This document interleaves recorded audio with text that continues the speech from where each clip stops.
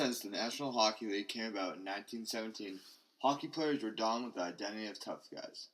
They lost teeth, got cut, and most importantly, fought. During old-time hockey, fighting was used as a tactic in order to control power and intimidate the other team. Due to this, teams earned nicknames such as the Big Bad Bruins and the Broad Street Bullies. One thing that hasn't changed since the old-time hockey era is that fighting brings the fans to their feet. As the game continues to move towards faster and more skilled players, as well as safer with regard to head injuries and CTE, the question that is constantly asked is if the NHL should tolerate fighting.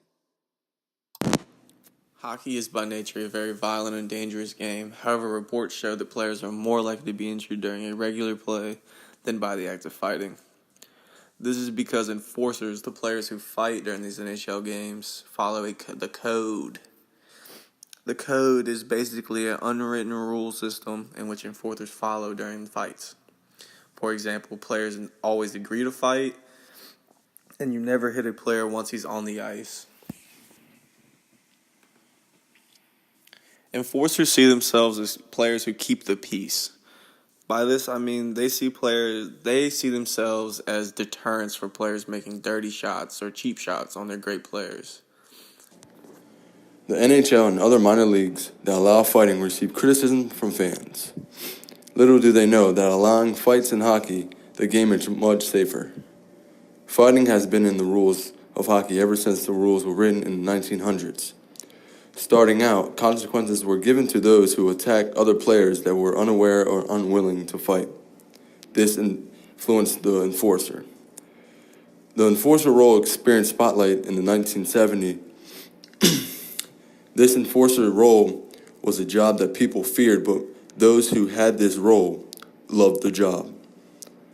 Primarily on the team for fighting and causing fights, this will impact the creation of the Instigator Rule and Rule 46. Rule 46 in NHL Rulebook has 22 fighting bylaws that set in stone to help categorize fights and consequences for all fights. The Instigator Rule is a 2-man penalty for those who jump in or start a fight that an enforcer has to finish. These rules were only made to make the fights and the game of hockey much cleaner and safer. Even though the NHL has set rules in order to make fighting safer, such as helmets cannot be willingly taken off and players cannot come off the bench in order to fight, injuries do occasionally occur. In John Scott's book, A Guy Like Me, Fighting to Make the Cut, he recalls a fight with Sean Thornton, an established tough guy in the NHL, where Sean had to leave the game with a concussion and miss games after that. Other players like George Peros have been knocked out during fights by losing their balance and hitting the ice with their heads. The absolute worst thing that can happen during a fight is always death. In 2009, Don Sanderson was playing for the Whitby Dunlops and became a fighter for his team. While playing a game, he got in a fight, and much like George Peros, lost his balance and hit his head on the ice. This caused him to slip into a coma and pass away a few weeks later. This caused conversation around the hockey world, but all officials still believe that fighting needs to be a part of the game. Gary Bettman, the commissioner of the NHL, says that fighting is used as a thermostat and may prevent other injuries from happening. Players not only deal with physical injuries, but they also endure mental illness such as anxiety and depression, which unfortunately result in suicide. Many enforcers are seen as goons or as mean and angry people to the greater public. This has a probability to hurt their self-esteem and can also cause issues within the brain. In the year of 2011 alone, 3 enforcers passed away. 2 of these deaths were caused by suicide, and 1 we're not sure of but was a drug overdose. Wade Bollock of the Nashville Predators hung himself at age 35, and Rick Repin committed suicide at age 27. Derek Boogaard, at that time the NHL's most established tough guy, died of a drug overdose on sleeping pills.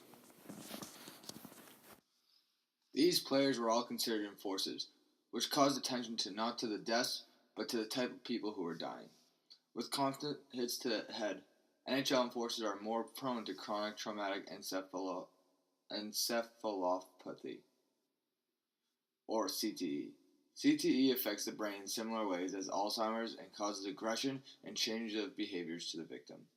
Head injuries that cause CTE have not have been a hot topic in the NFL and has grown to be a focus in the NHL. But still, the NHL won't expel fighting in the game because even though head injuries are on high alert, fighting has a way of creating a level playing field and controlling bounties or people headhunting. We see this too often in the NFL where headhunting and bounties are placed on the top players. Just recently, the Tampa Bay Buccaneers were found creating an incentive program where if a player on Tampa Bay injured the opponent's top players, they would receive a bonus.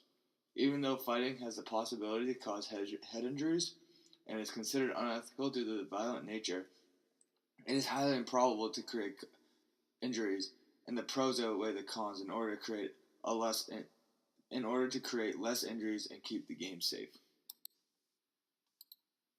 Fighting needs to be a part of hockey in order for the game to continue to be safe.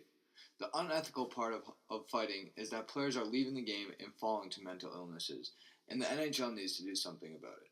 A suggestion that we have made is that the NHL enforcers must see a psychiatrist after every fight in order to make sure they are okay. Additional brain scans should be done before and after every season. This will show that the NHL still cares about fighting, but are more worried about the health and safety of their players.